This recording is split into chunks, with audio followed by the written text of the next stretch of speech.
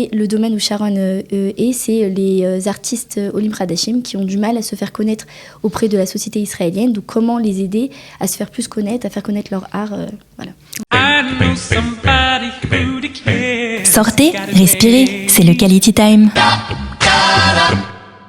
Vous avez peut-être entendu parler de ce programme Manigout Ola si vous êtes Olé Hadash, si vous bénéficiez de la bourse du Minhal HaStudentim, du bureau des étudiants, eh bien vous avez le droit d'avoir une autre bourse, voilà, pour participer à ce programme.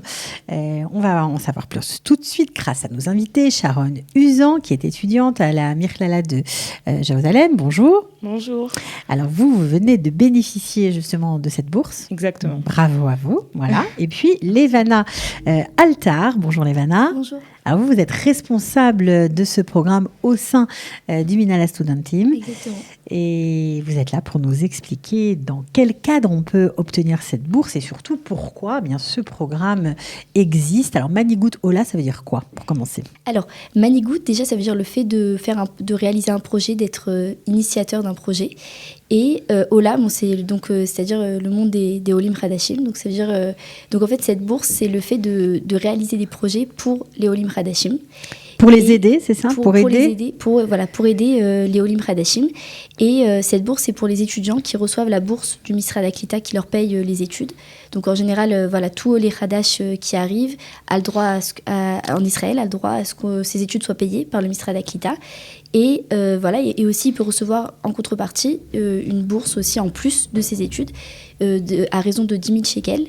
Et il doit faire 120 heures pour pouvoir réaliser des projets pour aider les Olim Hadashim dans différents domaines. Donc ok, c'est une bourse, mais en contrepartie de cette bourse, il faut donner 120 heures de travail. Alors, ces 120 heures sont réparties comment? Alors, il y a 80 heures qui sont réalisées à la réalisation du projet lui-même et 40 heures où il y a des conférences, où ils reçoivent des outils pour pouvoir comment créer un projet, comment travailler en équipe, comment faire quand, par exemple, on a beaucoup de personnes qui nous disent non, parce que surtout quand on réalise un projet, en général, on reçoit beaucoup de personnes, on n'a pas toujours pas tout le monde est en joie à ce projet. Alors, donc c'est comment réagir, comment faire pour pouvoir arriver à ses fins.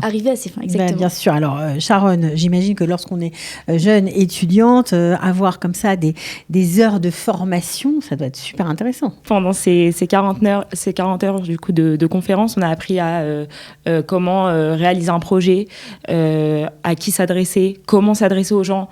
C'est des choses que tu n'imaginais pas? Non. C'est des choses que je savais pas, que j'avais jamais fait en fait, parce que moi voilà, je suis étudiante, j'étudie dans ma chambre et Tu es étudiante en quoi d'ailleurs, parce qu'on n'a pas précisé? Je suis étudiante en ingénieur en matériaux, en ingénierie en matériaux. Là, je suis en 2e année. Et donc du coup, on m'a envoyé un mail. En fait, j'ai reçu un mail qui parlait de cette bourse, donc Manigout Ola. Et j'ai tout de suite été intéressée parce que je me suis dit ça va me changer de ma routine, ça va m'apprendre des choses. Et je vais rencontrer des personnes super et c'est ce qui s'est passé. Et du coup, voilà, on est en train de réaliser un projet. Alors, justement, on t'a un peu aiguillé. C'est pas toi qui viens, qui dit voilà, je vais faire tel projet. Ça marche pas comme ça. Hein. Vous décidez quand même. Pour les aider, bien sûr, parce qu'en fait, c'est pas les étudiants, ils n'ont pas réalisé avant. C'est pas des personnes qui ont déjà fait des projets, qui ont déjà été entrepreneurs, etc. Donc, faut quand même. Il y a différents domaines on les dirige dans différents domaines parce qu'on travaille avec le Reshut HaKlita de la mairie, et c'est eux en fait qui nous disent voilà, dans ce domaine-là, on a besoin d'aider, de plus d'aide, etc. Et le fait d'avoir un œil nouveau, parce que les jeunes étudiants, ils sont jeunes, ils ont des idées, etc. Donc c'est pour ça qu'ils ont fait appel, à eux.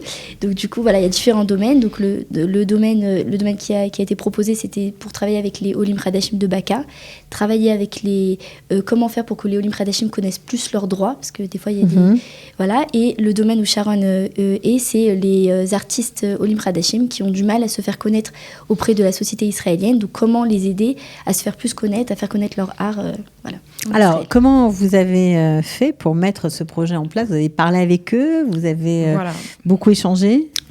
Justement. Alors, pour confectionner le projet, déjà, on a commencé par créer un flyer qu'on a diffusé.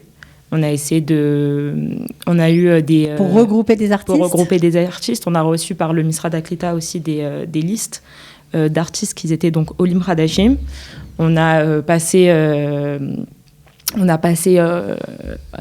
par un, vraiment on a essayé d'appeler un par un, de contacter chaque artiste, qui soit éthiopien, russe, français, anglais. Donc on a passé vraiment cette liste au peigne fin, on les a appelés, ils nous ont dit s'ils étaient intéressés ou non. Et en fait, on n'a pas fait qu'un seul projet, on en a fait 2 finalement.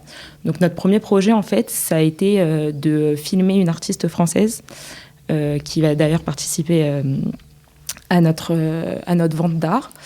En fait, d'abord, on a filmé cette artiste et en fait, le but, c'était de publier ce film sur plusieurs plateformes. Pour la faire connaître. Ça a marché ? Là, on est en train de finir le film, donc on l'a pas encore fini.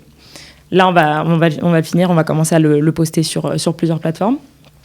Et votre deuxième projet, donc celui pour lequel nous sommes ensemble aujourd'hui. Voilà, et le deuxième projet qui est celui pour lequel nous sommes ensemble, c'est du coup d'organiser une vente d'art, donc qui aura lieu le 14 juin, si Dieu veut.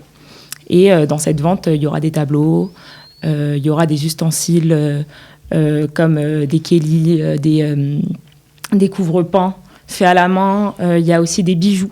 On a des artistes éthiopiens, anglais qui viennent avec des bijoux qui font à la main. Oui, c'est ça qui est formidable, c'est que ce n'est pas seulement pour les francophones, hein, c'est évidemment pour tous les nouveaux immigrants. Voilà, on a essayé de prendre un petit peu de chaque culture pour pouvoir créer quelque chose de beau avec plusieurs styles différents. Alors, 10 artistes vont être représentés, 4 sont francophones. Voilà. On va avoir un peu de tout pour ceux qui aiment la peinture, l'art juif, les foulards, les bijoux, on va tout trouver. Voilà. Les tableaux, évidemment. Voilà, des tableaux aussi pour la maison. Donc voilà, on est très heureuse.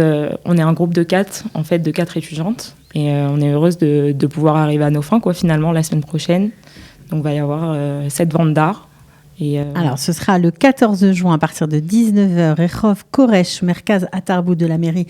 La salle s'appelle Harmonia. Voilà, donc c'est là-bas que tout va se passer, un très bel endroit, au demeurant. Donc ça, c'est plutôt sympathique. La bourse, vous l'avez déjà touchée ? Non, en fait, j'ai touché une partie, la moitié. Okay. J'ai touché la moitié, en fait, quand on arrive à 60 heures, on touche une partie, et quand on termine, on touche une autre. Et du coup, dès que le programme se terminera, je toucherai l'autre partie. Alors, comment vous quantifiez ces 80 heures de bénévolat ? Et comment est-ce que vous avez des règles pour vérifier qu'ils ont bien effectué ces 80 heures ? Vous faites comment ? Alors, chaque étudiant envoie en fait ce qu'il fait, enfin ses heures, ça veut dire il m'envoie ses heures, voilà, pendant 1 heure, par exemple pour le cas de Sharon, j'ai appelé tant d'artistes, etc. Donc c'est comme ça que le projet, c'est comme ça qu'on compte les heures en fait, combien de temps il passe sur le projet. Il y a différentes façons de faire le projet. C'est ça, c'est pour ça que je pose la question. C'est ça, exactement, donc il y a différentes façons, il y a soit le fait d'appeler, le fait d'aller sur place, organiser l'exposition, le fait de chercher, surtout au début, parce qu'elle ne savait pas exactement comment faire, etc., quoi faire, surtout que le premier projet, c'est vrai que c'était un peu compliqué, les artistes ne voulaient pas être filmés, donc ils ont beaucoup eu de personnes qui ont dit non. Et bah oui. Donc du coup, il y en a une qui a accepté, donc c'est génial, c'est déjà énorme. Et donc après, le fait de même la taharoucha, ça prend du temps. Donc en fait, c'est comme ça à chaque fois qu'on voit les heures en fait des étudiants en fonction de ce qu'ils font, voilà. Qu'est-ce que ça vous a apporté, Sharon ? Déjà, je me suis rendu compte que je suis beaucoup plus intéressée par l'art que ce que j'étais. Déjà. Et ensuite, ça m'a permis déjà de rencontrer des personnes géniales pendant ce projet. On a travaillé à plusieurs, donc c'était top. Et, ça vous a fait un réseau supplémentaire aussi pour vous ? Ouais, aussi. Et en fait, j'ai découvert que chaque culture a son art. En fait, mis à part le fait qu'il y a chaque personne qui a son propre style, chaque culture... Chaque pays, que ça soit l'Éthiopie, la Russie, ils ont chacun en fait une façon de faire qui est ultra différente des autres. En fait, on peut reconnaître des bijoux éthiopiens juste en comprenant que c'est leur style en fait. Ouais, donc ça aussi, c'est sûr que c'est extrêmement enrichissant. C'est une réussite, Ivana, pour vous, ce projet ? Oui, je pense parce que c'est-à-dire qu'elles ont vraiment beaucoup travaillé. C'est-à-dire que j'ai vu, il y a eu beaucoup de moments en disant bon, on va annuler l'exposition, personne ne veut s'inscrire, etc. Et là, ça y est, on voit qu'il y a les 10, parce qu'il y avait 10 places en fait, et il y a 10 artistes qui se sont inscrits. Et là, on voit que ça veut dire que ça prend de l'ampleur. Il y a beaucoup de. Donc du coup, ouais, non, bien sûr, elles ont bien travaillé en équipe. Ça, c'était vraiment. Ça aussi, c'était le but, en fait, leur apprendre vraiment comment travailler en équipe, etc. Et là, on a vu que chacune a apporté ce qu'elle savait faire, etc., pour que ce projet vienne à bout, quoi. Donc, vraiment, oui. Ok, donc une certaine forme aussi d'intégration pour elle. Donc, c'est de l'intégration dans l'intégration, on peut dire ça comme ça. Donc, bravo. Non, mais c'est vrai, bravo pour vous, hein, pour le projet, pour ce très beau projet Manigout Ola, et puis pour les étudiants qui ont travaillé dur. C'est gratuit l'entrée? Tout le monde peut y aller? Ouais, tout le monde peut y aller, c'est une entrée gratuite. Bon, après, même pour les artistes. Même pour les artistes, ceux qui veulent acheter. Mais ça, c'est aussi important parce que, évidemment, ça coûte cher de se faire voir, de se montrer, d'être exposé. Parfois, c'est pas évident. En tout cas, bravo. Je répète la date, 14 juin, 19h. Tout le monde peut y aller. Rehov Koresh, dans la salle Harmonia. Voilà, c'est une toute petite rue, donc c'est pas très compliqué à trouver à Jérusalem, évidemment.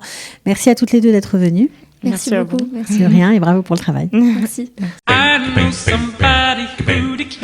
Sortez, respirez, c'est le Quality Time.